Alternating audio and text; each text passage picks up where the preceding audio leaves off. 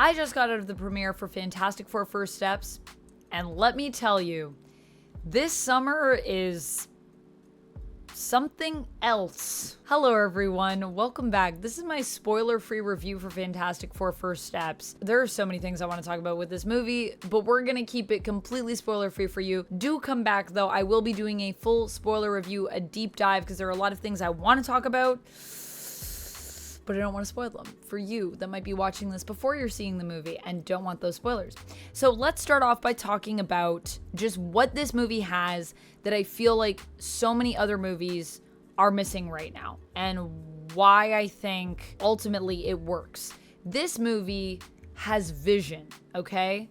No, not that vision. But what I'm talking about here is I'm talking about artistic direction. I'm talking about that vision where we have an idea for what we want to say or what we want to do with a movie or what we want a movie to look and feel like. Lately, I feel like in the superhero world, this has been something we've been missing out on a lot because, I don't know, I think we've just been focused more on like checking specific boxes as opposed to thinking about when we're crafting a film, you know, like just actually crafting a film. And this is important.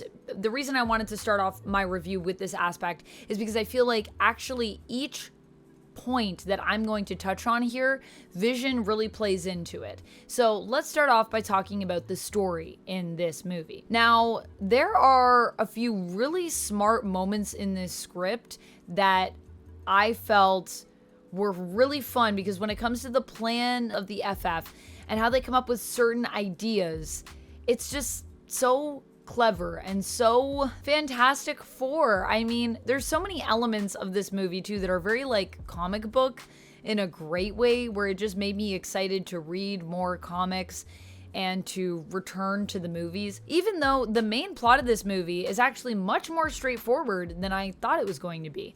I was wearing my tinfoil hat when I was watching all these trailers. I was trying to dissect every little element, and the plot for this movie is maybe more straightforward than most people would think. But that isn't necessarily a bad thing. In fact, I think that works really well because the parts that you don't expect actually boil down to our team and how our team decides to approach certain problems, the solutions that they come up with, which I felt were quite creative in terms how we came about discovering those moments, discovering the actual solutions. This film is exciting as well because I never really know where the team is going to go, what's going to happen next.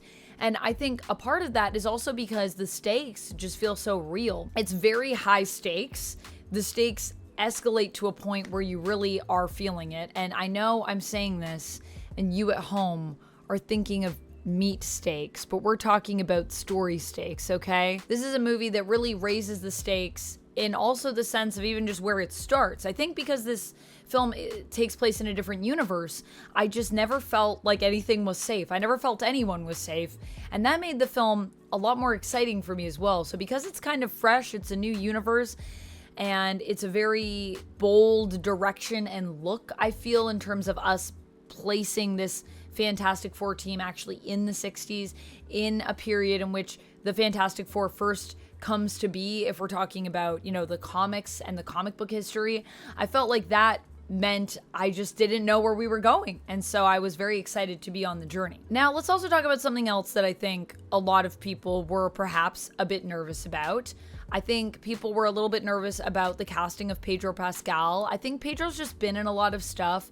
So I think there are some legitimate concerns, but the other side of it is that I think a lot of people are just worried because Pedro Pascal has been in so many things. So many people associate him with other characters. I mean, he's been Mandalorian. He was just in The Last of Us. Some people might still be thinking of Narcos. So there's a lot to think about when it comes to Pedro Pascal. However, he nails it as Reed Richards, in my opinion. He has such a reverence, I feel, for the character that comes across in the way that he portrays him. And not only that, not only is he a great Reed in terms of his portrayal of the character, his voice, his delivery, creating this completely, I feel, new character that is really someone that I haven't seen him play before. It's very different than I think other characters that he's played. But the other thing is that we also get to see Pedro Pascal and Vanessa Kirby in this together, with Vanessa Kirby, of course, playing Sue Storm, and their chemistry, it is perfect. It is electric. And the thing that I really loved about them together is that they just feel like such a real couple. Like they feel like a couple that has been together for a long time, that really understands each other very well, knows each other's strengths, knows each other's weaknesses. And you know what? I'm not usually the biggest Sue Reed shipper in the comics. If you don't know this about me, I'm not usually super hot on their relationship. I do think they've had some moments where they've really won me over that I've read. But for the most part, I'm kind of like, eh. However, this movie really made me see the aspects of that relationship where they really do work together, because the thing about Sue and Reed is that they really make each other stronger. They bring out the best in each other and they complement each other. And I think this film really beautifully showcased that. And it might be making me more of a Sue Reed shipper, to be honest with you, which I love. I really love that. So yeah, I thought it felt very grounded and felt very real, especially for something that is so superhero. I love when we have these grounded elements to it, like just relationships. And speaking of relationships, because it's not just confined obviously to the romantic ones in this movie, we also have, of course, our whole family here, our whole first family from Marvel. So how was the rest of the cast? How was the rest of the family? Well, I thought that they all did a great job. And what I really love about the movie is that not only does it give us some great team moments where we get to highlight the team as a whole and let them all shine as a unit, but it also really highlights individual moments. And I felt it did a good job of allowing us to also see these characters shine as individuals and kind of see a little bit more about like what makes them tick and kind of pick them apart. And I think for all of them, they did a great job. I think whether we're talking about Human Torch, Johnny Storm, Joseph Quinn in this, he was really fun and really endearing. I think he brought a level of groundedness actually to Johnny that I really appreciated. He's very lovable in it, which sometimes I think is something that people don't fully embody when it comes to the character of Johnny Storm. A lot of people will play him as just kind of like this womanizer, and I feel like there is more of an honest, well-meaning side to Johnny than just a prankster and a womanizer, you know? And then the other side of it is that I feel, Ben Grimm, the Thing, played by Eben Moss-Bachrach here, man, it just really shows you how much I feel like Ben is a big part of the heart of the team. We also got to see some really, like, kind of epic fight moments from Ben. However, I will say that I actually feel that Ben was the one that got showcased the least. And the good news is that I think that Eben's performance in this made me want to see more of Ben and made me want to see more of him as Ben. So while I do think he kind of got the least to do in the movie, the silver lining is this movie made me want to see more of the character. And I do understand we only have so much runtime, so obviously we can only do so much with what we have. So hopefully, we get to see more of this character and just explore more of him, because there's so much layers to him and there's so much depth there that I think, even from what I did see, there's so much potential. And speaking not just of our core cast of heroes, though, let's also talk about our villains. Because you all know me, I love a good villain. So how do we do on the villain front here in this movie? Well, I'm happy to say the film did not disappoint for me on Galactus. I thought they actually nailed Galactus, and we've seen some interesting takes on Galactus in the past. And I think this movie actually did a great job with the character on delivering exactly what I want as someone who is a comic book fan, who is a superhero fan. But the cool thing about this movie too is that I just feel if you're a sci-fi fan, there's a lot to appreciate here. There's a lot of space, there's a lot of science, which also, let's be real, is very core to who the Fantastic Four are in the comics. And so the film also delivered on that aspect too. So whether you like Galactus from the comics or you just like sci-fi, this film has a lot to offer. I really loved the design for Galactus in this, and it didn't just end with him though. Of course, I loved the Herald. I loved our Silver Surfer in this. Silver Surfer as the Herald of Galactus, I think was also something that some people were kind of just a little confused about with Julia Gardner playing the character, with us getting Shala Bal, because there are some people that are really big Norrin Rad fans, and I'm not a huge Norrin Rad fan per se, but I respect that there are a lot of people that really love that character. What I will say to you is, one, I think they did a great job with Silver Surfer because there are so many layers to who that character is that are showcased in the movie. I want to talk more about that and why I feel that that is so cool and so important, but spoilers. So I'm going to save those specific points for my full review. I have so many specific points I want to say, but I'm holding on to them. However, the thing I will say that I can say safely without really it being a spoiler is there is a specific reason why they went with Shia LaBeouf for this movie, and now that I've seen it, I understand, and it makes sense with the story and the themes that we're playing with here. So just know that they didn't just do it arbitrarily. They did it for a reason in terms of the story and thematically. And so when you see it, I hope that that will make more sense to you and that it will also speak to you, because I think Julia Garner's performance was really, really good. The aesthetic of this film, I think, is really something that is beyond compare, and I loved it. I mean, I already knew I was probably gonna love it just when we started getting our first looks and the costumes. From the day that they dropped the drawing of everybody in their outfits once we had our full cast, I loved that. I loved the suits. I know there were some people that were like, sweater vest suits, weird. But I was like, I love it. It's so 60s. And I immediately was like, oh my gosh, it's gonna be a period piece. And I'm gonna love that because I love the aesthetic. And the aesthetic is great. It is very retrofuturism. So if you're into that, you'll probably like it. It definitely was giving WandaVision.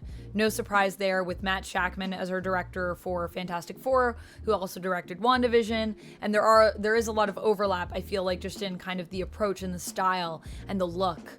And the feel, and that was something that I loved. It really spoke to me. The music is also amazing in this movie, and it is no surprise as well, as we have a composer that is super experienced, has worked on Marvel projects before, has worked on the Batman, just really a fantastic composer. The composer is Michael Giacchino, and I hope I'm saying that right. My apologies if I'm not, but just an amazing job again. And once I was looking up like kind of their resume, I was like, yeah, that makes sense why I love this music. I will probably be listening to this score just to get myself hyped for stuff, because it is very uplifting, it's very emotional, it's very inspiring. It's really a phenomenal soundtrack, I think, that we have for this movie. Our music that just powers these moments, these big larger than life moments. Speaking of those larger than life moments, how did they look? We know they sounded good, but how did they look? Well, I think the visuals were solid for the most part. I liked the way, Ben looked. I liked the way Silver Surfer looked. I liked most of the fighting. I thought was very clean. It looked really good.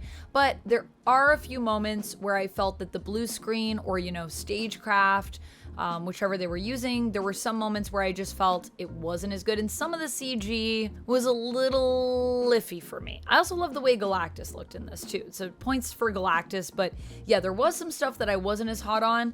So there were a few moments where it kind of took me out a little bit because I was like, I can see. However, I don't think it ruins the movie. I think it was still good, just it could have used a little bit more polish, in my opinion, visually. However, when it comes to my overall thoughts on the film, where do I stand with this? Well, I think we're seeing kind of a resurgence, a return to what made superhero movies great, which is this idea of taking risks, really bringing a strong direction to the movie artistically. And I think this is giving a bit of Superman in the sense that these are both films that made choices stylistically about what they wanted to say, about who these characters are, that really tried to understand and break down the core of why these characters, or, in this case with the Fantastic Four, this team works. And I think they nailed it. I think that both these films are just also not afraid to just jump right into the comic book stuff. They're not getting bogged down in exposition. They're just letting us experience the film and experience the story. And I think that's why Fantastic Four First Steps really works. I think that's why it also can be a great standalone film. So whether you've been wrapped up in the MCU like me since the beginning, or whether you kind of took a break and you're thinking, maybe this is the movie where I jump back in, I would say, yes, jump back in. And so overall, you might be wondering, do I see this movie in, the theaters? Do I wait till it comes on streaming? Do I maybe skip this movie?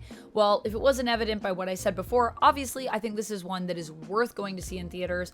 I actually saw it at the premiere I was invited to. Also, thank you to Marvel Studios Canada for inviting me, and Disney. I had a great time. I saw it in IMAX, and I would recommend seeing it in IMAX if you can. It was definitely shot for IMAX, and the sound alone, I think, is a good reason to see it in IMAX. The sound was so good. Oh my goodness. The soundtrack will be playing in my brain rent-free, and I am not mad about that, guys. I am super here for all the music in this movie. I loved it. So that's my thoughts. I will actually be going to see it again. So yeah, that's how much I enjoyed it. And that's that. If you want like a number rating, I think I'm gonna save those for my full reviews, just because I just feel like it makes more sense. It feels a little weird to do like 2 ratings back to back, and then sometimes I change my mind. So I'm gonna let myself process a little bit more, and then I'll probably have a number out of 5 for you in the full review, so come back for that. And that's all I have for this one. Thank you so much for watching. Let me know your thoughts on this film so far down in the comments below, whether you've seen it or not. If we can try to keep these comments though spoiler free, that would be great. I would really appreciate it. We can always talk spoilers in the spoiler review, but I appreciate when y'all keep the comment section spoiler free for those of you that do. And for those of you that don't, watch out, because I'm Invisible Woman and I'm coming for you. And if you've missed out on any of my other superhero content, make sure you check this out. This is something.